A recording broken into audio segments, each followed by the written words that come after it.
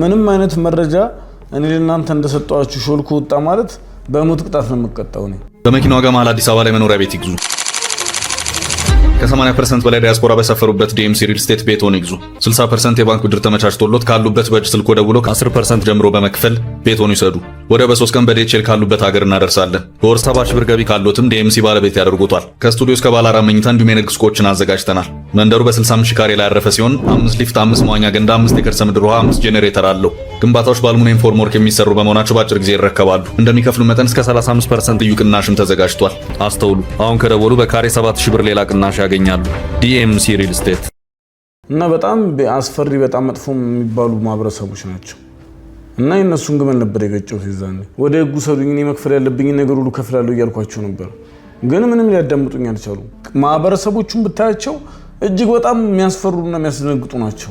እኔ እንደዚህ አይነት ማህበረሰብ እንኳን በዚህ ጊዜ ይኖራል ለማለት በጣም ነው የሚከብደው። መቼም ህግ ያለበት ቦታ ነው። ህግ ያለበት ህግም አይፈሩም እነሱ። አንተ መኪናን የምትፈልገው መኪናን ይዘህ ሄድ፣ አለበለዚያ አንተ ላይ ጥቃት እንሰነዝርብሃለን ሲሉት እሱም መኪናውን ይዞ ሄደ። እሱ ጋር ከተነካካ የሚያስጥሉላ አይመስለኝም። እዛ ማህበረሰብ ውስጥ በጣም መጥፎና ክፉ የሚባሉ አይነት ሰዎች ናቸው። ለዛ ነገር ይጠቅማል ብሎ የሚያስቡን ሰዎች ሁሉ አግተን እንድናመጣላችሁ ነው የሚያደርጉት። ምክንያቱም መጽሐፉ እናንተ ጋር ነው ያለው። የቀረችዋ ገጽ ነች የምትፈልገው።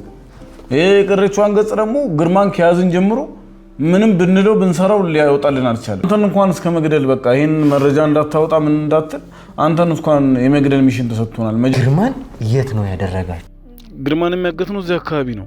ከመታገትም አልፎ ሰው ሲገደልበት ሁሉ አይቼበታለሁ። ግን በቃ ለድምጽም እንዳይረብሽ ለእይታም እንዳይስብ ተደርጎ ነው እንደዚህ የተሰራው።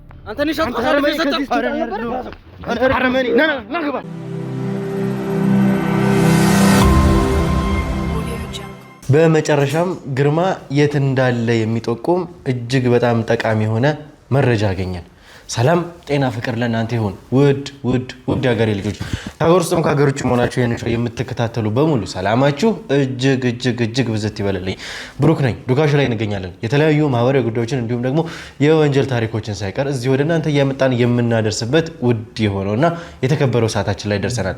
እንግዲህ ውድ ተመልካቾቻችን እንደተመለከታችሁት ከሆነ አንድ ጉዳይ ላይ ደርሰን ነበረ። እንደምታውቁት ከሆነ ግርማን እየፈለግን ያለንበት ሁኔታ ላይ ነው ያለነው። የግርማን ኬዝ እየሰራን ነው። ከዛ በፊት ግን የኬዙ መነሻ ልዑል እንደሆነ ሁላችንም የምናውቀው ነው። ከዛ በኋላ ግን ግርማ የሚባል ሰው ለዚህ ሁሉ ኬዝ መደምደሚያ የሆነ ብዙ ሚስጥሮችን የሚያውቅ የሚስጥር መፍቻ ቁልፎችም እጁ ላይ የሆነ ሰው ነበረ።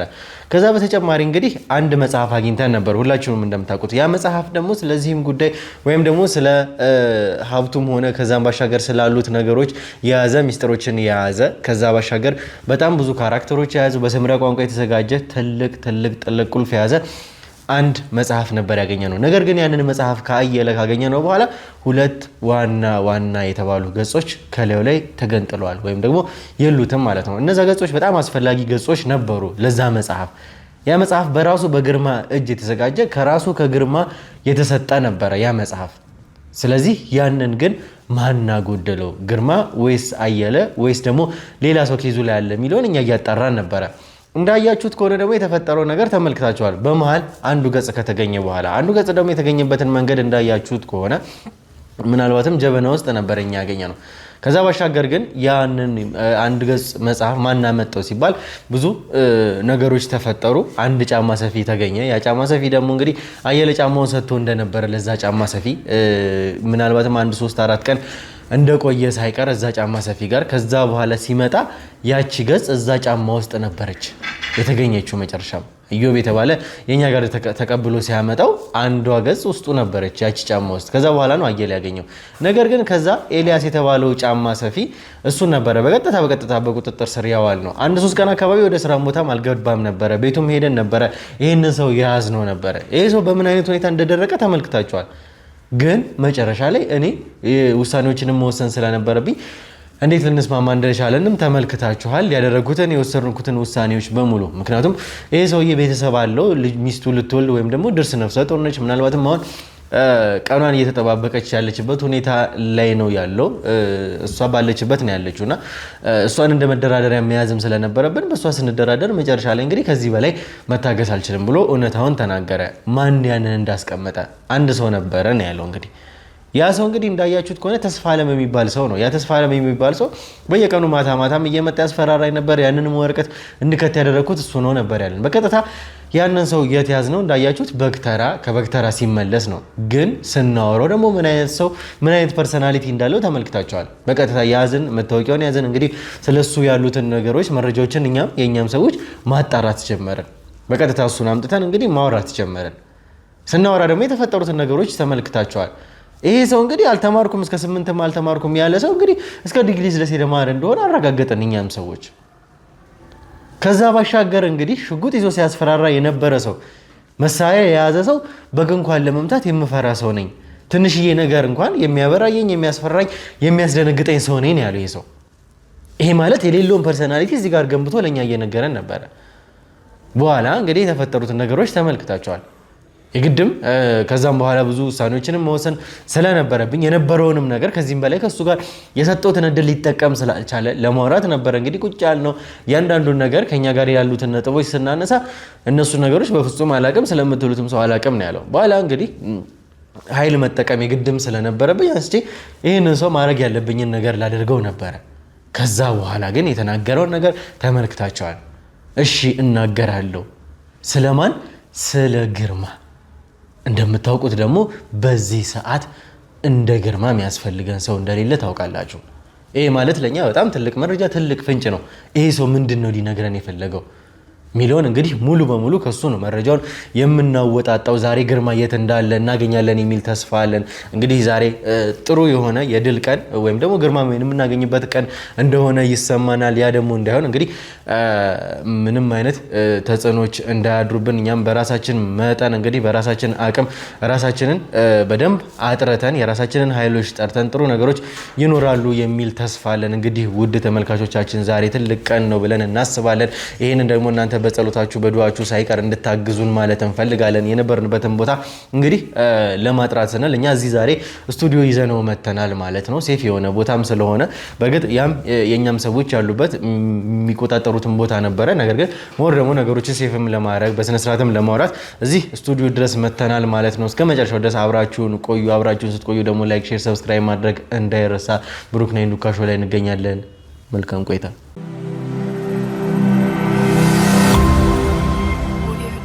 እሺ እንግዲህ ተመልሰን መተናልና ተስፋለም ከአንተ ጋር በጣም ረጅም ደቂቃ ነበር የፈጀሁት። በጣም አላስፈላጊ ነገሮችን ነበረ ከአንተ ጋር እያወራሁ የነበረው። ያን ደግሞ እያደረግህ የነበርከው አንተ ነበርክ። ምንም አላቅም የማውቀው ነገር በፍጹም የለም ያልክ ሰው መጨረሻ ላይ እንግዲህ እንዴት እንደምታውቅም የተናገርክበትን መንገድ አንተ ራስህ ታስታውሳለህ። አንተ አልተረዳኸኝም ያልኩ ለምን መሰለህ? አንተም በትንሹ ትናንት ልጁ እኔ ሚስቴ ርጉዝ ነች እኔ ልቀቁኝ ስላላችሁ ነው አይደል የተረዳችሁት? በዚህ ምክንያት ስላስፈራራኝ ነው እንጂ ለሱ ማን ሰው አይደለም ስላላችሁ ነው የተረዳችሁት። እኔ ደግሞ ያለሁበት እኔ ነኝ የማውቀው። በጣም በብዙ ነገር የተጨናነኩ ሰው ነኝ። እያንዳንዱ ነገሬን በነግር አይደለም ህግ አንተ ራሱ ታዝንልኛለህ። በጣም በመጥፎ ሁኔታ ውስጥ ሆኜ ነው ይሄን ስራ እየሰራሁ ያለሁት እና በቃ ከመጠን በላይ ሲሆንብኝ ነው አንተም ስታስጨንቀኝ ነው ለማመን የፈለኩት እንጂ አሁን ራሱ እንዳመንኩ ቢታወቅ ወይን መረጃ እንዳወጣችሁ ቢታወቅ በቃ እስከሞት ፍርድ የሚያደርሰኝን ቅጣት ነው የምቀጣው። እድሉን እኮ ሰጥቼ ነበር ትላንትና ካንተ ጋር ሳወራ መጀመሪያም ቢሆን እድሉን ሰጥቼ ነበር በስነ ስርዓት እንድታወራኝ ያለውን ነገር እኔ ማቃቸውን ነጥቦች ሳነሳለህ አንተ ደግሞ እውነታውን እንድትነግረኝ ነው እኮ። በሞት ፍርድ ነው ያለሁት። አሁን ያለሁበትን ሁኔታ እኔ የማውቀው ምንም አይነት መረጃ እኔ ለእናንተ እንደሰጠኋችሁ ሾልኮ ወጣ ማለት በሞት ቅጣት ነው የምቀጣው እኔ። እሱ ቢያንስ ሚስቱን ስላገታችሁበት ነው አይደል እንደዛ የፈራውና ያውሉ ነገር የተናገረው። እኔ ደግሞ በህይወትና በሞት መካከል ሆኜ ነው ይሄን ስራ እየሰራሁ ያለሁት። ስለዚህ ይሄን ነገር እንዴት ነው እናንተ አሳልፋችሁ የምሰጠው? አሁንም በቃ የግድ ስለሆነብኝ ነው አገተ ስላስከኝና ስላስፈራራኝ ነው የመጨረሻ በቃ የመጣው ይምጣ ብዬም ነገር እንጂ እያንዳንዱ ነገር በነገር ያሳለፍኩትን ነገር አንተ ራሱ ለኔ ታዝንልኝ ነበር። ያውላ አሁንም ቢሆን ምንም እስካልነገርከኝ ድረስ ምንም ላውቅ አልቻለም። እድሉንም እየሰጠውክ ያለሁት እንድትነግረኝ እንድታወራኝ ነው። አንተ ማን እንደሆንክ ሳይቀር ስለማንነትህ እርግጠኛ ነኝ ከጀርባህ ብዙ ነገር እንዳለ።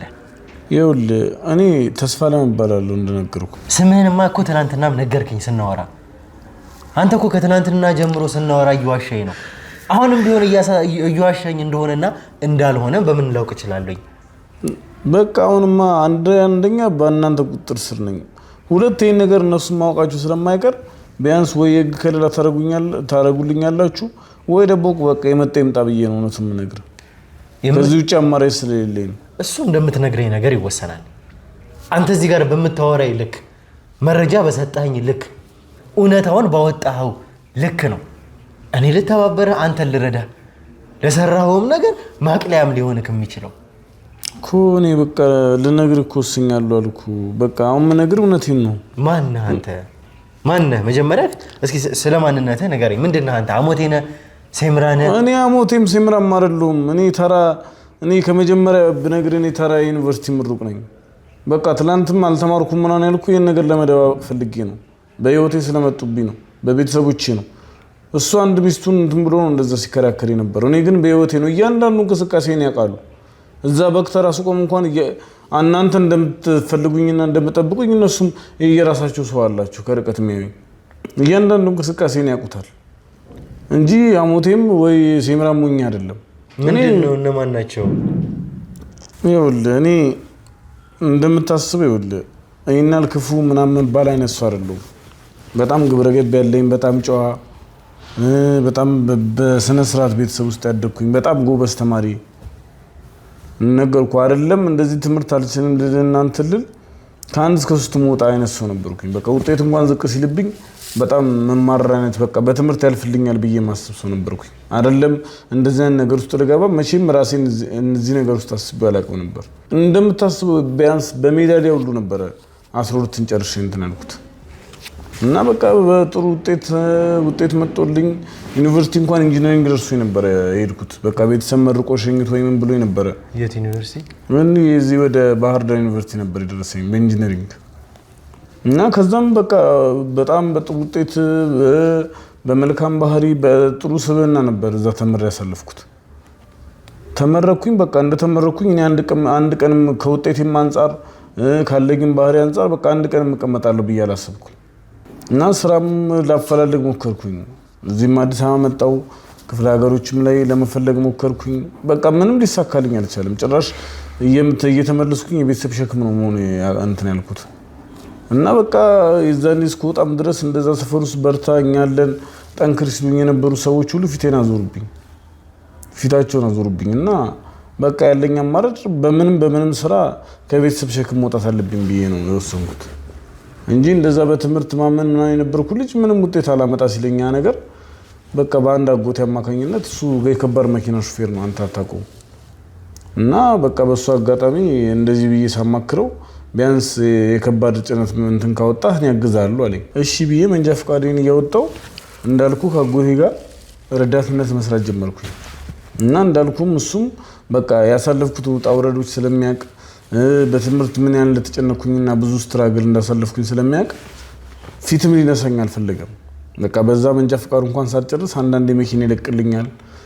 በቃ በጣም ሰፖርት አድርጎኛል በዚህ አጋጣሚ እና በቀላሉ ነው መኪናም ለመለመድ የቻልኩትና ያንን መንጃ ፈቃድ ተቀበልኩኝ።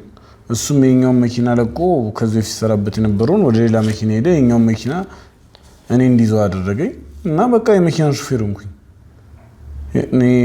በቃ ህይወት እዚህ ነገር ውስጥ ትከተኛለች ብዬ አስቤ አላውቅም። በቃ እኔ ጭራሽ ከልጅነቴም ጀምሮ በትምህርት ነው ያልፍልኛል ብዬ ማስብ የነበረው ግን በቃ የህይወት አጋጣሚ ካርታ ወዴት እንደምትወስድ አታውቅም። በቃ ከባድ መኪና ሹፌር ሆንኩኝ እና እንዳልኩ እሱ መኪናውን ለኔ ያስረክበና እሱ ሌላ መኪና ያዘ እና በቃ ከዛ ጊዜ ጀምሮ በብዛት ከባድ መኪና ደግሞ አይተህ ከሆነ ክፍለ ሀገር መስመር ነው የሚሰራው እና እስከ ጅቡቲ መስመር መሄድበት ሰዓት ነበረ። በቃ ባለቤቶቹም ወደዱኝ። እኔም ባህሪም ጥሩ ሰው ነበረ። አንተ ብቻህን ጀመርከው ነው? ብቻህን ራስህ ተቀበልክ? አዎ፣ ምክንያቱም በቃ ባህሪም ጥሩ ነበረ። እሱም በቃ በደንብ አግባብቶኝ ከባለቤቶቹ ጋር እሱ ወደ ሌላ መኪና ሄደ። እኔ እሱን ይዤ ክፍለ ሀገር ብዙ ጊዜ መላለስ ነበረ ከባድ መኪና ይዤ እና አንዳንዴ ቀጤራ የምንሄዳበት ሰዓት አለ። ወደ ጅቡቲ መስመር ምናምን ስለምወጣ በጣም ረዥም መንገድ ስለምሰራ ለሌሊት የምንቀሳቀስ ሰዓት ነበር እና በቃ የሆነ ቀን ሌሊት ነው ወደዛ መስመር አሁን ወዳልኩ መስመር ቀጤራ ለመሄድ በቃ አዳሩን ልጓዝ ነበር ያሰብኩት እና ካለውም ሁኔታ አንፃር ምናምን ብዙ ሹፌሮች ወደዛ መሄድና አይደፍሩም። ግን ያው እንጀራ በቃ የሚወራውም ነገር መጥፎ ነው። እዛ አካባቢ የመታገት ምናምን እድል ቻንስ ምናምን ስለሚኖር ነው መሰለኝ ብዙ ነው የሚወራው። በቃ ሹፌሮች ይታገታሉ፣ መኪኖች እንደገቡ በዛው አንዳንድ የሚጠፉበት ሰዓት አለ ምናምን ብዙ የሚያስፈራ ነገሮች ይወራሉ። ግን እኔ ደግሞ አንደኛ የመጀመሪያም ነው፣ ሁለት በቃ ለስራ ካለኝ ጉጉት የተነሳ በቃ የዛን ቀን ነው በቃ የተረገመች ሌሊት እንደዛ እየተመከርኩ ባልወጣ ይሻለኝ ነበር እኔ ሌት። ምክንያቱም በቃ አንደኛ ከነባር ሹፌሮች ልምድም አንፃር የሚነገረኝም ብሰማ ኖሮ ይህ ሁሉ ጣጣ ውስጥ አልገባም ነበር።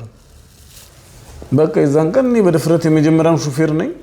ሁለት በቃ ምንም አይመጣም ብዬ ከስራ ወዳድነት አንፃር ነው አዳር ነው ቀጢራ ነበር እየነዳ የነበረው እና ያው የትኛውም ሹፌር ደግሞ ቀጢራ እየቃመ ነው የሚነዳው እና እየቃምኩ ነበር አዳር እየተጓዝኩ የነበረው። በቃ ሊነጋጋ አካባቢ ቀን እዛ አካባቢ ስደርስ ትንሽ እንቅልፍ አዘናግቶ ነበር።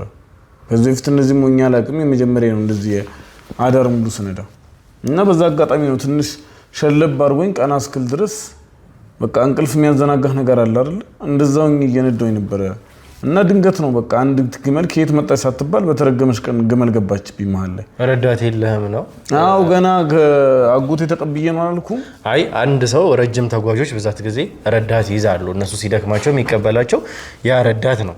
አይ የዛን ቀን ደግሞ ነገርኩ አይደለም ረዳት የትኛውን ሹፌር ደፍሮ ወደዛ መስመር አይሄድም ብዬ ይለ እሺ እኔም በቃ ያለኝ አማራጭ በቃ አንድ አፍታ ድርሼ እመጣለሁ ብዬ ነው። ሁለት አዲስ ነው ገና የጀመርኩት አላልኩም? በቃ ለነገሮች እንደዚህ ወደኋላ መላእክት አልነበርኩም።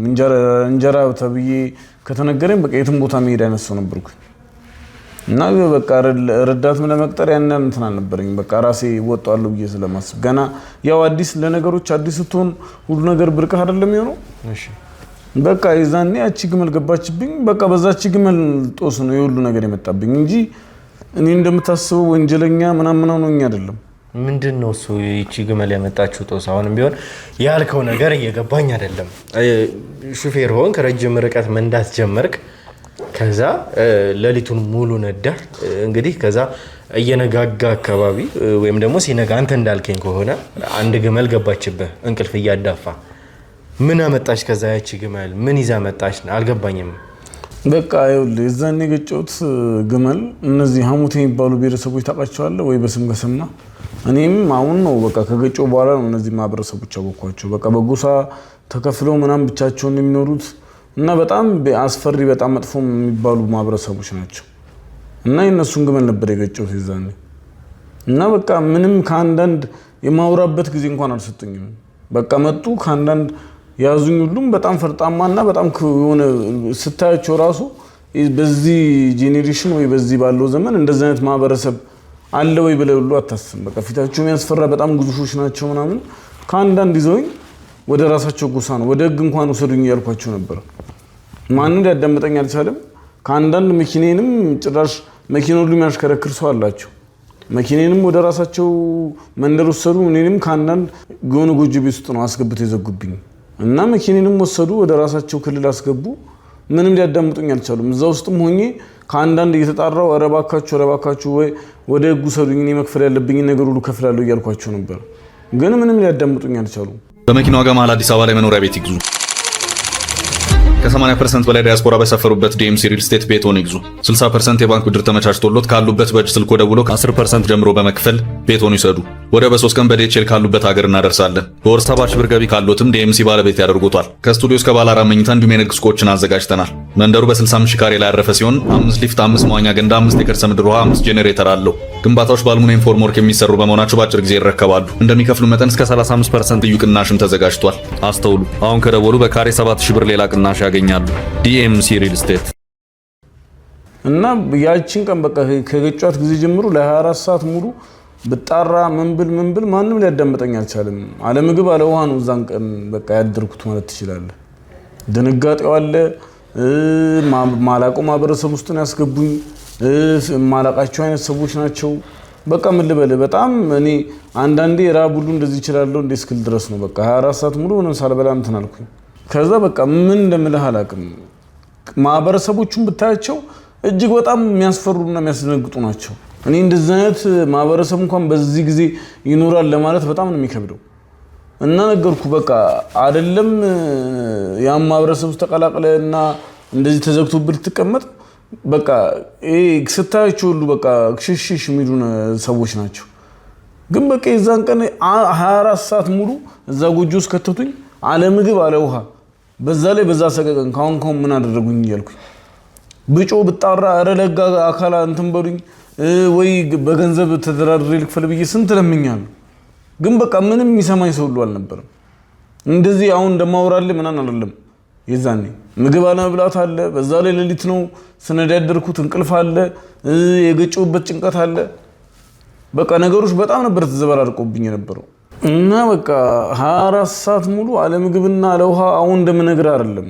እዚህ ቁጭ ብለህ አሁን ብነግርህ የምትረዳ አይነት ሲቹዌሽን ውስጥ አትገባም። ይሄ ሁሉ ነገር ታዲያ ሲሆን መቼም ህግ ያለበት ቦታ ነው። ህግ ያለበት ኧረ ህግም አይፈሩም እነሱ። በቃ ሰው እኮ እንደዛ ከሆነ ታዲያ አልመጡም ወይ? የህግ አካላት መኪና ቆማል እዛ ጋር ያንተ መኪና አለ እኮ። ከአንዳንድ ይኸውልህ ወደ ህግም ውሰዱኝ ብያቸዋለሁ ወይ በብር ልክፈል ብያቸዋለሁ። ምንም በቃ ሊያዳምጡኝ አልቻሉም። ምንም የህግ አካል አጠገብ አልወሰዱኝም። ከአንዳንድ መኪናን ወደ ራሳቸው ጎሳ ከተቱ። እኔንም አንድ ጎጆ ቤት ውስጥ ነው አስገብተው የዘጉብኝ። ምንድን ነው ታዲያ የሚፈልጉት? እዚህ ጋር ገንዘብ ከሆነ እዚህ ጋር የተገጨው ግመል ነው እያልከኝ ነው። ግመል ከሆነ የግመሉን ካሳ መክፈል ነው። እንደዛ ካልሆነ ደግሞ እሱንም እንግዲህ ካሳም ልክፈል ብያለሁ እምቢ ያሉኝም የምትለኝ ከሆነ ታዲያ ምንድን ነው የሚፈልጉት እነዚህ ሰዎች? እኮ ይኸውልህ ነገር እኮ ነው እንደዚህ ፖሊስ ምን እንደማይሰማ ያወቅኩት ራሱ በቃ በዛ 24 ሰዓት ሙሉ ተዘግቶብኝ ምንም ነገር ሳይመጣ በነጋታው ጣሶ የሚባል ሰው ነው ወደ እኔ ተቀላቅሎ ከነሱ ጎሳ ውስጥ ነው እና መጥቶ በቃ ስላለው ነገር የነገረኝ እሱ ነው። ምን ያህል መጥፎ ጎሳዎች እንደሆኑ በእነሱ ማህበረሰብ እንደዚህ አይነት አደጋ ካደረስክ ወይ ከነሱ ውስጥ የሆነ ነገር ካጎደልክባቸው ምንም የህግም አካል እንደማይፈታው በሞት ፍርድ እንደምቀጣና በቃ ይሄ ነገር ነግቶ በስርዓት እንትን ሲል ለሞት ፍርድ እንደምቀርብ ነው ያጫወተኝ ሁሉን ነገር እና ኢቭን መኪኔን ሳይቀር እንኳን ባለቤቱ መጥቶ እንደወሰደ ባለቤቱ ሁሉ ልክፈል ብለዋቸዋል ብር። እንዴት ባለቤቱ መጣ ማለት እያልከኝ ያለው ቅድም ያው የራስ መኪናም እንዳልሆነ እየነገርከኝ ነው። ታዲያ እንዴት መጣ ባለቤቱ? ብቻህንም እንደሄድክ ነው እየነገርከኝ ያለው። ያለ ረዳት ነው ያገዘ ሰው እንኳን የለም ስለ ብቻዬን ነው እያልከኝ እኮ። ይኸውልህ ሲወስዱኝ እኔን እዛው ሲያስገቡኝ ስልኬን ምናምን ወስደውታል እና በዛ አጋጣሚ ያው ስልኬን ማልነሳ ሲለው ባለቤቱ ደውሎላቸው ነበር እና አንስተውት ነው በቃ ያለበትን ነገር ምን እንዳረኩኝ ምናምን ነገሩት። ከዛ መጥቶ በብር ተደራድሩ ሊያስፈታ ይሞክሩ ነበር። ግን እነሱ በቃ ምንም አንተ አያገባም፣ በቃ አንተ መኪናን የምትፈልገው መኪናን ይዘህ ሄድ፣ አለበለዚያ አንተ ላይ ጥቃት እንሰነዝርብሃለን ሲሉት እሱም መኪናውን ይዞ ሄደ። ይሄን ሁሉ ያጫወተኝ ያልኩ ሰው ነው። አንተን ጥሎ ባለቤቱ መኪናውን ይዞ ሄደ? አዎ ምንም ማድረግ አልችልም። በቃ እሺ እነሱ ይሄ ጣሰው የሚባል ሰው እንደነገረኝ ከሆነ በቃ ከአንዳንድ ሲመጣ መኪና የምትፈልግ ከሆነ መኪናን ይዘህ ሄድ፣ አለበለዚያ አንተ የሚስጣን የሚደርስ በቃ ይሄ በብር የሚፈታ ነገር አይደለም፣ ስለሱ አያገባህም፣ ያለበትን ነገር አትጠይቅ፣ ዝም ብለህ ሄድ ስላሉት እንዳልኩ ማህበረሰቦቹ በጣም ይፈሩ ናቸው። አሁን እዚህ ቁጭ ብዬ እንደምነግርህ አይደለም። አንድ ቀን አብራቸው ብትሉ ወይ አንድ ቀን ብታያቸው እኔን ትረዳኝ ነበር። እዚህ ጋር ግን ጥያቄ የሚያስነሳ ነገር አለ። ይኸውልህ ባለቤቱ መኪናውን ሊወስድ ከመጣ መኪና ነው እዚህ ጋር የተያዘው፣ የታገተው ሰው ነው። አንተ ደግሞ ያለው ቢያንስ እንኳን ኤክስተርናሊ ይሄ ሰው የህግ አካላትን ይዞ መምጣት ይችል ነበረ በጊዜው ባለቤቱ እንኳን። ይኸውልህ ኖርማል እንዴት ልበልህ፣ አልተረዳኸኝም እኮ ሰዎቹ አይደለም የህግ አካል በቃ እዚህ ምድር ላይ ምንም የሚበግራቸው ወይ የሚያስፈራቸው ሰዎች አይደሉም። ከምንም ነገር በላይ ናቸው። በቃ እነሱ በራሳቸው ህግና በራሳቸው ጎሳ የሚተዳደሩ አይነት ሰዎች ናቸው። ፖሊስ አመጣ ምን አመጣ እኔ ይመስለኛል አሁን ራሱ ሳስበው የትኛውም ፖሊስ ከነሱ ጋር ከተነካካ የሚያስጥሉሉ አይመስለኝም። እዛ ማህበረሰብ ውስጥ በጣም መጥፎና ክፉ የሚባሉ አይነት ሰዎች ናቸው። ስለዚህ በቃ ያለው አማራጭ ንብረቱን ይዞ መሄድ ነው። ከዛ እኔም ልጁ አዋራኝ እንደዚህ ነው በቃ አሁን በእኛ ማህበረሰብ እንደዚህ የገጨ ሰው የሚፈረድበት የሞት ፍርድ ነው እና አሁን ነግቶ እንደዚህ የሞት ፍርድ ሊፈረድብህ እየተጠባበክ ነው። ስለዚህ በቃ ያጫወተኝ ነገር ይህን ነገር እንዳደርግ ነው ያስገድደኝ። በቃ እኔ የምልህ ነገር አለ፣ በሱ ነገር ከተስማማ እኔ አድርግ የምልህ ነገር ካደረግክ እና የኛ ማህበረሰብ ከተቀላቀልክ ይህን የሞት ፍርድ ለማሻር ሞክርልሃለሁ አለኝ። ከነሱ ማህበረሰብ በምንም አይነት ገንዘብ እንደማልወጣ በተደጋጋሚ ይነግረኛል። ግን እኔ በቃ ይህን ነገር ውስጥ ላለመግባት ቢያንስ ወይ ቤተሰቦችን እንኳን በስልክ እንዲያገናኘኝ ወይ የህግ አካል እንኳን እንዲጠራልኝ በተደጋጋሚ ለምኜዋለሁ። ግን እሱ በቃ ይህን ነገር ካልተቀበልክ በቃ ምንም ላደርግልህ አልችልም ምናምን ብሎ ነው ጥሎኝ ወጣው እንዳልኩ በቃ የዛኔ ጥሎኝ ወጣ። ቢያንስ ሊያናገረኝ እንኳን እንትን እንዲል በሞክርም ሊሰማኝ ፈቃደኛ አልነበረም። ጥሎኝ ወጣ። እንዳልኩ ለ24 ሰዓት እንደገና በራብና በጥማት ነው ያሳለፍኩት። ለ2 ቀን ነው እንደዚህ የተጫወቱብኝ። መቼም አንተ የነፍስን ነገር ታውቀዋለህ። ቀን በቀን እንደዚህ እየመጣ እያስፈራራ በዚህ በኩል ምግብና ውሃ ሳልቀምስ እኔም ልሞት ሆነ እና እኔ ግን በዛ ራብ ውስጥና ጭንቀት ውስጥ ሆኜ በቃ የእሱን ንግግር እንኳን እንደዛ እየተቋቋምኩኝ እኔ የኔ መሞት ራሱ አይታየኝም ነበር። በቃ ግን እንደዛ እኔን ተንሰፍስፋ ያሳደገችኝ ነገ ትልቅ ቦታ ደርሶ ይጦረኛል ብላ የምታስበኝ እናቴ እንደዛ መርቆ የሸኘኝ ማህበረሰብ ፊቴ ላይ እየመጣ እንትን አልኩኝ እና በቃ የኔ መሞት እንኳን አልታየኝም። በቃ እሷ ነበረች ታየች ምንም ነገር ሳላረግላት መሞቴ ነው ብዬ በቃ ምን አይነት ሲቃ ውስጥ እንደነበርኩኝ እኔ ነኝ የማውቀው። ምን አይነት የራብና የሸነፈር ችግር ውስጥ እንደነበርኩኝ እኔ ነኝ የማውቀው። አሁን እዚህ ቁጭ ብለህ ሳስረዳ ስለማይገባህ በቃ ያለኝ አማራጭ በነጋታው እሱ መጣ። እንዴት ነው ሀሳብ እንቀይራል ወይስ በቃ አሁን እንትን ሊሉ እያሰቡ ነው? ትላንትም ያስቀየርኩልህ እኔ ነኝ አለኝ እንጂ በስቅላት እንትን ሊሉ እንትን እያሉ ነው። በስቅላት ሊሰቅሉ ሰዓት እየተጠበቀ ነው። ስለዚህ ምን ታስባለህ አለኝ። በቃ ያለኝ አማራጭ ራቡም እየጸናብኝ ነው። ምንም እንዳልኩ ለ48 ሰዓታት ምንም አይነት ምግብ አልበላሁም፣ ምንም አይነት ውሃ አልጠጣሁም። ስለዚህ እነሱ እንኳን ያ ስቅላት እንኳን ቢቆይ በዚህ በራብ መሞት አይቀርም። ስለዚህ ያለኝ አማራጭ በቃ በነገሩ ተስማሙ። ምንድነው ያ ሰው አሁን ጣሰው ያልከው ያንተን የሞት ፍርድ እስከ ማስቀየር ድረስ ከደረሰ ምንድነው እዛ አሞቴ ላይ ወይም ደግሞ እዛ ኮሳ ላይ ያለው ድርሻ ምንድነው? ይሄ ሰው እዛ ውስጥ በጣም እኔ እንግዲህ ከነገረኝ አንፃር ተሰሚነት እንዳለው ነገሮችን እንደሚያስፈጽም በሱ በኩል እነሱ ነገሮችን እንደሚያካሂዱ ነው የነገረኝ እና በቃ ከነሱ መልእክት እየተቀበለ ለኔ ይነግረኛል። ከዛ ያለኝ አማራጭ በቃ ነገሩን አጫውተኝ አልኩት። አሁን የምሰራውን ነገር አጫወተኝ። በቃ እኔ ማዘን ነገር ታረጋለህ፣ ወደ ከተማ ውስጥ እኔ እንደዚህ ያረግልሃለሁ፣ ቤተሰቦች አይቸገሩም፣ ገንዘብ ከኛ ታገኛለህ፣ ዘና ብለህ ትኖራለህ፣ ከዚህኛው ከሞት ፍርድ ትገላገላለህ አለኝ። ምንድነው የሚፈልገው? ምንድነው ከተማ መተህ እንደዚህ ታረጋለህ ያለው ነገር ምንድነው? በዝርዝር በዛኔ ኦፈር ስታደርጉ ወይም ደግሞ ስትስማሙ በምንድን ነበር የተስማማችሁት? ምንድነው የተባባላችሁት? እንዳልኩ ብዙ አይነት ስራ ነው የሚያሰራኝ። ግን በቃ እዚህ በሹፍርና ሆነ ተቀጥሬ እዛ ተመረቄ ምናምን ስራ አስፈልግ የነበርኩት ልጅ በቃ በቀላሉ እንደዚህ ገንዘብ ሳኝና ቤተሰቦችን ሲረዳልኝ እንደነገርኩ በቃ 1-2 ሰው የማገት ምናምን ስራ አሰርቶኛል እና በዛም በቃ ተገቢውን ገንዘብ እኔ ለእናቴ ሁሉ እሱን ሁሉ አላወኩም። በቃ ከአንዳንድ ስራውን ነበር ያስተዋልኩት። ለእናቴ ገንዘብ ልላክላት አድራሻዋን ስጠኝ አለኝ። እሺ ብዬ እኔ ከእንትን አንፃር በቃ ካለኝ ለእናቴ ለመርዳት ካለኝ ጉጉት የተነሳ አድራሻዋን ሰጠሁት። ለካ እሱ እዛ ያለችበት ድረስ ሄዶ ያለችበት ሁኔታ ካጠና በኋላ በቃ መጥቶ እንደገና እንትን አለኝ። ይሄ የመጨረሻውን ስራ ሲሰጠኝ ከዚህ በኋላ ምንም አይነት ነገር ፌል ለማድረግ ትሞክር ወይ ይሄን ስራ ለመተው ትሞክር እና በቃ እኔ ራሱ እንዳሰብኩት አልነበረም። ይሄን ስራ ለመተው ነበር ስሞክር የነበረው። ምክንያቱም ሰው ማገት፣ ሰው ነገር ማሳቀቅ በቃ ጥሩ ስራ አልነበረም ውስጥ የነበረው። ግን ይሄን ነገር ስለማቆም እንኳን ለማውራት ስሞክር እንዳልኩ በቃ በዛ አድራሻ ምክንያት ቤተሰቤን እንዳገኘ እናቴን እንደሚያሳጣኝ እንዳልኩ ደግሞ እኔ እናቴ ብዙ ነገር ነች። እዚህ ደረጃ ለመድረስ ብዙ ነገር ከፍላልኛለች። ስለዚህ በቃ በሷ እያስፈራራኝ ነበር። የምን ሰው ነበር የምታገቱት? ምን አይነት ሰው ነው የምታገቱት? ምንድነው ነበር ስራችሁ? ስፔሲፊካሊ ሰው ማገት ካልከኝ ምን አይነት ሰው ነው የሚታገተው? ይኸውልህ የምናገታቸውም ሰዎች እንደነገርኩ ይመስለኛል ሰዎቹ የሚፈልጉት የሆነ የተቀበረ ሀብት አለ እነዛ ማህበረሰቦች እና ያን ሀብት ለማውጣት የሚጠቅሙትን ሰዎች ብቻ ነው። እገሌ ነው እንደዚህ ነው የሚሉን ነገር የለም። በዝርዝር አያስረዱንም። ግን ለዛ ነገር ይጠቅማል ብሎ የሚያስቡን ሰዎች ሁሉ አግተን እንድናመጣላችሁ ነው የሚያደርጉት እና ያን ነገር በቃ አግቼ ያደርጋለሁ፣ ገንዘብ ይልኩልኛል። ግን በቃ ከቀን በቀን እንደዚህ አይነት ነገር ሲበዛብኝ ይህን ስራ ለመተው ብዙ ነገር ሞክሬያለሁ እና በቃ ስለ እንደዚህ አይነት ስራ ለማቆም ገና ሳወራው ራሱ በቃ በእናቴ ነው የሚያስፈራራኝ። አድራሻዋን እንዳገኘ ምንም ነገር ማድረግ እንደሚችል ነው የሚያስፈራራኝ። ለማመለጥ ሳልሞከርክም ማለት የከተማ ልጅ ነህ አንተ፣ ነገሮችን በደንብ የምታውቅ ልጅ ነህ፣ መግቢያና መውጫዎችን የለየህ ልጅ ነህ እኮ። እንደነገርኩ እኮ ነው ለማመለጥም ሆነ ምንም ነገር አክሽን ለመውሰድ በሞክር በቃ በእናቴ ያስፈራራኝ። ምንም ነገር ማድረግ እንደማልችል እንዴ እሷን አድራሻ እንደሚያውቀውና የት እንደምትኖር እያንዳንዱ ነገር ነገረኝ። እኔ ደግሞ ነገርኩ መጀመሪያ እንኳን ለመሞት እንኳን ያልፈለኩት ቢያንስ ለሷ ሳላሳልፍላት የሚለው ነው እና በሷ ያስፈራረኝ እንዴት ነው ለማምለጥ ሞክረው። እሺ ጥሩ። እነዚህን እንግዲህ እኛ በጊዜ ሂደት የምናረጋግጣቸው ወይም ደግሞ የምናጣራቸው ይሆናል።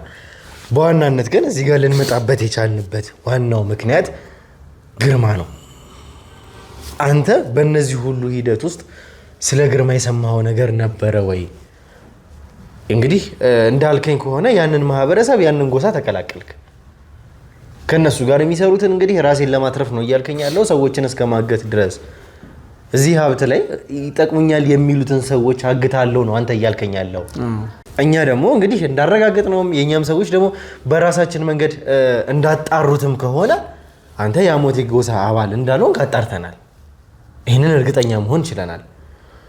በዚህ ሂደት ውስጥ ግን እንደዚህ ሆኜ ነው እዚህ ሁኔታ ውስጥ የገባሁትን እንዳልከኝ ግን ከገባህ በኋላ መቼም ስለ ግርማ ትሰማለህ። እንዳልኩ ግርማ ማለት ከሚታገቱት ሰዎች አንዱ ነው። ምክንያቱም ይሄ ነገር ለማውጣት የሆነ የሚያስፈልጋቸው እንትን አለ፣ መጻፍ አለ። በዛ መጻፍ አማካኝነት ነው የተቀበረው ሀብት የሚወጣው። ወርቅ ይሁን ምን ይሁን አላወኩም፣ ብቻ ያ ሀብት የሚወጣው በዛ መጻፍ አማካኝነት ነው። ከዛ መጻፍ እንጂ ለመቆፈር ወይ የሆነ ነገር ለማድረግ ብትሞክር ወይ ሽባ ነው የምትሆነው ወይ አይነ ስውር ነው የምትሆነው። ያ መጻፍ የግድ ያስፈልጋል እና በድግምት ምናምን ተደርጎ ነው የሚወጣው እና ያ መጻፍ እሱ እጅ ላይ ያለ የሚባል ነገር ስለተወራ የግድ እሱን አግኝተን ከሱ ላይ እንትን ማለት አለብን። እያንዳንዱ መጻፍ ተፈልጎ ነው በዛ ነገር እንትን የሚባለው እና ሌላ ሰው እጅ ላይ እንዲያወርቅም ስለሚፈለግ የግድ እያንዳንዱ የምናገታቸው ሰዎች ከዚህ ማዕድን ጋር በተገናኘ ጉዳይ ነው። እንደዛ ከሆነ እንግዲህ አንተ ግርማን እንደምታውቀው ነው እየሰማሁም ያለሁት እየነገርከኝም ያለው። ታዲያ ግርማን ደግሞ ከአንተ ጋር ስናወራ ትናንትም በለቀቅነው ቪዲዮ ላይ በምናወራበት ሰዓት ድረስ ግርማ ተይዟል፣ ስለ ግርማ እንደምትናገር ነው ለኔ የሚነገርከኝ። ግርማን እንዴት እና በምን አይነት ሁኔታ ነው ታዲያ ግርማን የያዛችሁት? እጃችሁ እንዴት ሊገባ ቻለ? ይኸውልህ እያንዳንዱ እዛው ስትገባ እንደኔ የተያዙ ሰዎችም አሉ። በቃ ለጎሳው ወይን ስራ የሚሰሩ ሰዎች አሉ እና እያንዳንዱ ሚሽን አለ። አሁን እኔ ዛኔ የግርማ ማገት ላይ ነው የለውበትም። እኔ ዛኔ የነበረኝ ስራ በቃ የነበረችው አይዛ ያልኩ ድግምት የሚሰራበት መጽሐፍ የቀረች ገጽ ነበረች። ዋናው ገጽ ግርማ ጋር ስላለ በቃ የዛች የቀረችዋን ገጽ በየትኛውም አጋጣሚ ግርማ ቤት ውስጥ እንድትገባ ነው የተፈለገው እና ያን ሚሽን ነበር ለኔ የተሰጠኝ።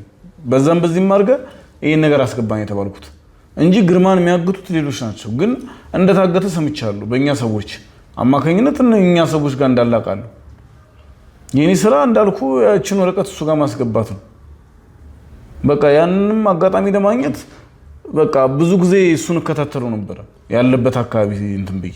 ከዛ ብዙ ጊዜ አንድ ጫማ ሰፊ ቤት ነው የሚመላለሰው እና ያን ጫማ ሰፊ ጋር እንደሚመላለስ ስላወኩኝ በቃ ያለኝ አጋጣሚ እሱ ቤት ውስጥ መግባት ስለማልችል ጫማ እንኳን ካመጣ በጫማው አድርጌ እንትን ለማለት ነበር ሄድኩኝ እና በቃ በዛ ጫማ ሰፊ አማካኝነት ያን ነገር ለማድረግ አሰብኩኝ። እንደዛ ከሆነ ታዲያ ከየት አመጣኸው አንተ? ያንን ወረቀት ማን ሰጠ? ከየት ነው ልታገኝ ቻልከው? እኔ ያው ከጎሳው በተሰጠኝ ትዕዛዝ ነው የተቀበልኩት። ግን ሲመስለኝ በቃ ግርማ በእኛ ቁጥጥር ስር ውሏል ብዬ ሄለ በሌላ ሰዎች አማካኝነት። ስለዚህ በቃ ከግርማ የወሰዱት ገጽ ነው የሚሆነው። ከሱ እጅ ላይ የተቀበሉት በቃ ለኔ የተሰጠኝ ሚሽን እኔ ሁሉ ፕሮሰስ እኮ አላውቅም። የኔ የተሰጠኝ ሚሽን ብቻ ያን ገጽ ወስጄ የግርማ ቤት ውስጥ ማስገባት ነው። ለምንድን ነበረ ለኛ እንዲመለስ የተፈለገው ይሄ ወረቀት? ለምን ለኛ መስጠት ተፈለገ? ግርማ እጃችሁ ላይ ከሆነ እዚህ ጋር እኛ ጋር መጽሐፍ አለ፣ በቁጥጥር ስር አውለነዋል ወይም ደግሞ የኛ ሰዎች አግተነዋል፣ ግርማን ይዘነዋል እያልከኝ ነው። እዚህ ጋር ደግሞ እንግዲህ ስለ አንድ ገጽ እያወራን ከሁለት ገጾች መካከል አንዱን ገጽ ያውም እንግዲህ በጣም በሚገርም ሚሽን ጫማ ውስጥ እስከ መክተት ድረስ በጣም በረቀቀ መንገድ ለኛ ወደ መመለስ እስከ መምጣት ድረስ ለምን እንደዛ መመለስ አስፈለጋችሁ? ይኸውልህ መጽሐፉን ያገኘነው የመጽሐፉን ገጽ ያገኘነው እንዳልኩ በግርማ እጅ ላይ ነው የተገኘው። በእኛ ሰዎች ታግቷል ብዬሃል ነበረ እና በሱ እጅ ላይ የተገኘው በቃ መጽሐፉ እኮ እኛ ጋር ነው እኮ። ያቺ ገጽ የተፈለገችው ላስረዳህ እኮ ነው እሱ። ያቺ ገጽ የተፈለገችው ኦልሬዲ መጽሐፉ እናንተ እጅ ላይ እንዳለ እናውቃለን እና በቃ አንድ ገጽ ነች የቀረችው። አንዱ ገጽ እኛ ጋር አለ። በቃ ያን ገጽ በጫማውም አማካኝነት ግርማ ጋር አስገባ ነው ማለት ያ ገጽ እናንተ ጋር ይደርሳል እና ያ ገጽ እንደተሟላ እርግጠኛ ስንሆን ኦሬዲ መጽሐፉ በእርግጠኝነት ሙሉ ለሙሉ እናንተ እጅ ላይ እንዳለ ካረጋገጥን ግርማም እኛ እጅ ላይ ስለሆነ ያን ነገር እንዳረጋገጥን በቃ መጽሐፉን ከናንተ ወስደን የሚገደለውም ሰው ተገድሎ ያን የከበረ ነገር ለማውጣት ነው ሚሽናችን የነበረው። ለዛ ነው እናንተ እንድታገኙት ነው በጫማው አማካኝነት ወደዛ በኩል እንዲላክ የተፈለገው። ምንድነው እሱ የሚገደለውም ሰው ተገድሎ ማለት ምን ማለት ነው? ምክንያቱም መጽሐፉ እናንተ ጋር ነው ያለው። የቀረችዋ ገጽ ነች የምትፈልገው። የቀረችዋን ገጽ ደግሞ ግርማን ከያዝን ጀምሮ ምንም ብንለው ብንሰራው ሊያወጣልን አልቻለም።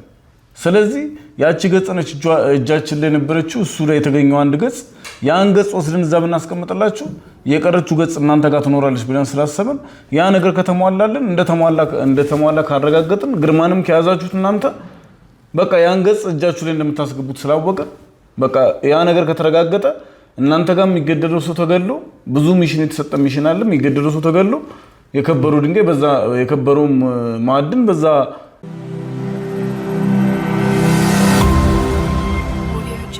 እሺ ስለዚህ አንተ እያልከኝ ያለው መቼም ሐሳብህን ስረዳው ይሄ መጽሐፍ እኛ እጅ ላይ አለ ማለትም በግርማ በራሱ እጅ የተቀመጠ ለአየለ የሰጠው መጽሐፍ እኛ ጋር አለ።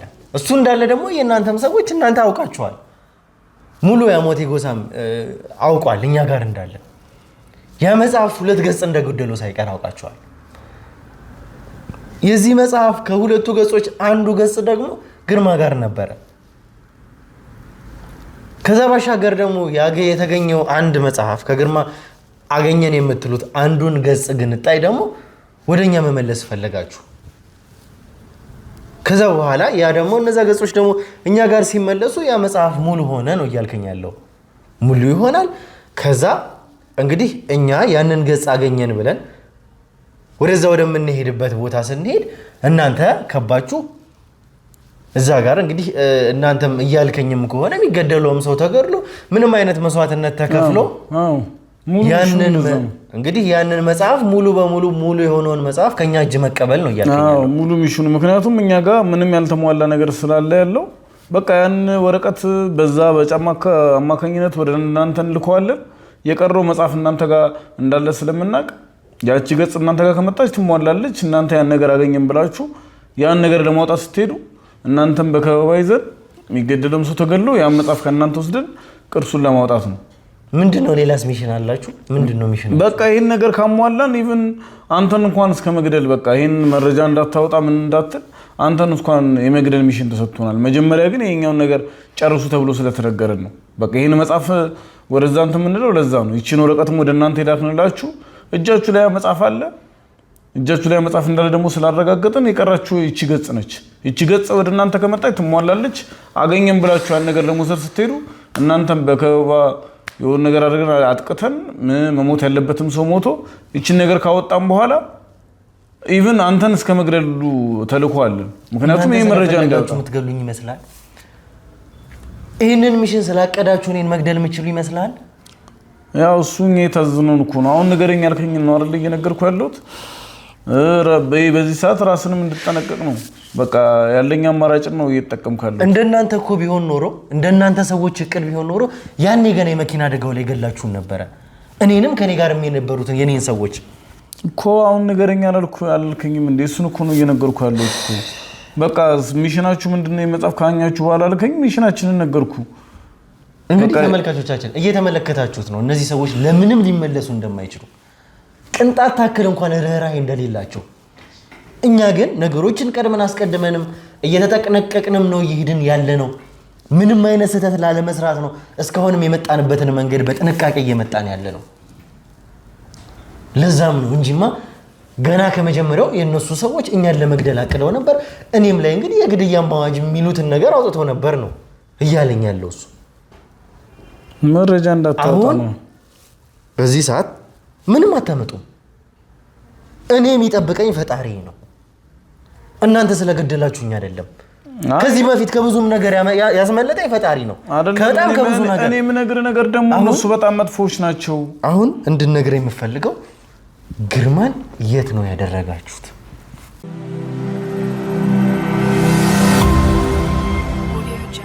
እሺ እንግዲህ ውድ ተመልካቾቻችን እንግዲህ በቀጥታ ከስቱዲዮ ወደዚህ ነው የመጣነው። ያደረገን የነበረውን ቆይታ እያንዳንዱን ነገር ተመልክታችኋል። እዛ ስናወራ ከሱ ጋር እንግዲህ እንዳያችሁት ከሆነ ስለ ግርማም የትም እንዳለ አውጣ ወይም ደግሞ ግርማ የት ነው ያለው የሚል ጥያቄ ካነሳንበት በኋላ ነው እንግዲህ ብዙ ነገሮችንም ያወራ ነው። እኛ ምናልባትም ካሜራም የግድ ማጥፋት ስለነበረብን በቀጥታ ቦታው ላይ ተገኝተናልና እሱ የመራን እዚህ ቦታ ላይ ነው ግርማም የነበረው። እንግዲህ የተለያዩ ሰዎችም ይመጣሉ እዚህ ቦታ ላይ እነሱን የሚያውሉበትን ፐርፐዝ ወይም ደግሞ እንግዲህ ይሄ ሰው ማገቱንም ሰው ማሰቃየቱንም እንደገና ደግሞ ስቶርም የሚያደርጉበትም አካባቢ እዚህ ነው ተብለን ነው እንግዲህ በጥቆማ የመጣ ነው። የኛም ሰዎች አሉ ከኋላ እንግዲህ ቦታውን ወይም ደግሞ አካባቢውን ከበነዋል። የት ነው ያለ ነው የሚለውን እንግዲህ በቀጥታ የምናይ ይሆናል። አንተ በመጀመሪያ ግን እኛ ምንም አይነት ወጥመድ ውስጥ መግባት አንፈልግም። ራስን ነው እዚህ ጋር ወጥመድ ውስጥ እየከተትክ ያለው። ምንም አይነት ስህተትም እንድንሰራ አንፈልግም። በመጀመሪያ ግን እርግጠኛ ነክ ወይ? አዎ እርግጠኛ ነኝ። እርግጠኛ ሳልሆን እኮ ወደዚህ ይዤ አልመጣም። በቃ እኔም ያው ሙሉ ነገር የነገርኩ ስላንተም ለመግደል እንዳሰቡ ብዙ ነገር ነግሬሃለሁ። መቼም ይሄን ነገር እነሱን አስቤ ወይ እነሱን ደግፌ ቢሆን ኖሮ ሁሉ መረጃ አልነግርም። አንተን እንዲገሉ እንዳሰቡ አልነግርም ነበር። ስለዚህ እኔም ብዙ ጊዜ እዚህ ይኸውልህ ትእዛዝም የምቀበለው ከዚህ ነው። እዚሁ መጋዘን አካባቢ ያላቸው እዚህ ትእዛዝም ከነሱ የምቀበለው ከዚህ ነው። ሁለት እንትን ግርማን የሚያገት ነው እዚህ አካባቢ ነው። ብዙ ጊዜ ሲያሰቃዩት የነበረው እዚህ መጋዘን ነው። በቃ እሺ። ስለዚህ እርግጠኛ ነህ አንተ እዚህ እንዳለ ማለት ነው? አሁን በእርግጠኝነት አሁን እዚህ አካባቢ ትንሽ ሰዓት ቆይተን ብንከታተለው ከዚህ ውስጥ አንድ ሰው ሲወጣ ታገኛለህ። በጣም ጥሩ። እሺ። የታገተውም እዚህ ነው። ብዙ ጊዜ ትእዛዝ የምንቀበለውም ከዚህ ነው። ሌላም ሰው ለማገትና ለማስለፍለፍ ሲፈልጉ እዚህ ነው አገቱ እዚህ መጋዘን ውስጥ ነው የሚያስቀምጡት። ስለዚህ ጥሩ እሺ። ስለዚህ ምንም አይነት ጊዜ መፍጀት የለብንም። ከቢሮም እንግዲህ ተቻኩለን በፍጥነትም እንድንወጣ ያደረግንበት ምክንያት ምንም አይነት ጊዜ ላለ መፍጀት እናንተም ጥንቃቄ በደንብ እንዲያደርጉ ለኛም ሰዎች ንገሯቸው። ከዛ ባሻገር ደግሞ ምንም አይነት ስህተት መስራት የለብንም። ሙሉ በሙሉ አካባቢውን ይከበብ። ቶሎ ወደ ተባለበት ቦታ ወደዛው እንንቀሳቀስና የሚፈጠረውን አብረን እኒ አሁን ከዚህ ጋር እንድንንቀሳቀስ ለኛም ሰዎች ደውሉላቸው ወደዚህ ይምጡ።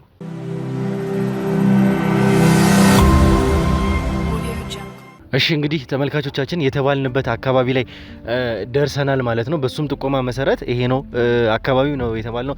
በቀጥታ እንግዲህ ከዚህም ጀርባ የኛ መኪና አለ፣ የኛም ሰዎች አሉ። በሁሉም ቅያሶች ላይ ቦታውን ከበባ አድርገናል። ምክንያቱም እነዚህ ሰዎች በጣም አደገኛም እንደሆኑ ስለምናቅም ጭምር።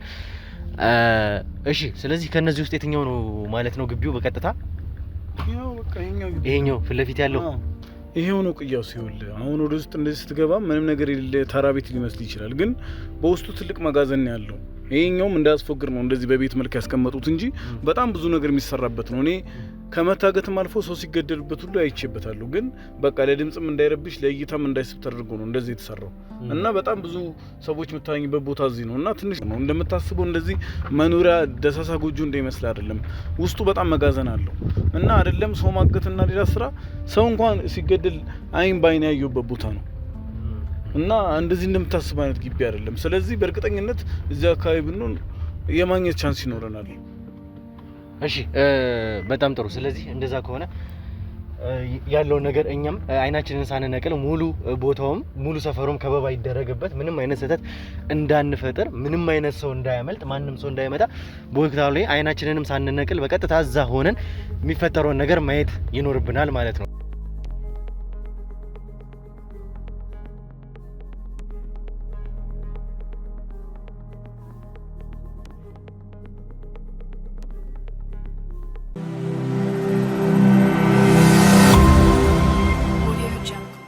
አካባቢው ላይ እንግዲህ ዝና እንዴ ከዚህ ግቢ ነው አይደል የወጣው? ይሄ አዎ አንደኛው አባራቸው ነው ይሄኛው። ይሄኛውን የሚያስተችላላችሁ። እሺ እሺ፣ ሌላም ሰው እንዳይወጣ የኛም አባሎች ከኋላ ቤቱን በደንብ ይዩት። እሺ እንዳያመልጥ ከፊት መንገድ ዝጋበት። እሺ መንገድ ዝጋበት። እንዴ ይሄ ባለፈው የነበረው ሹፌሩ አይደል እንዴ? ና ወዴት ነው የምትሄደው? ና ይሄ ባለፈው ሹፌሩ አይደል እንዴ? ወዴት ነው የምትሄደው? አንተ ነሽ አጣ ምንም አይነት ግርግር እንዳፈ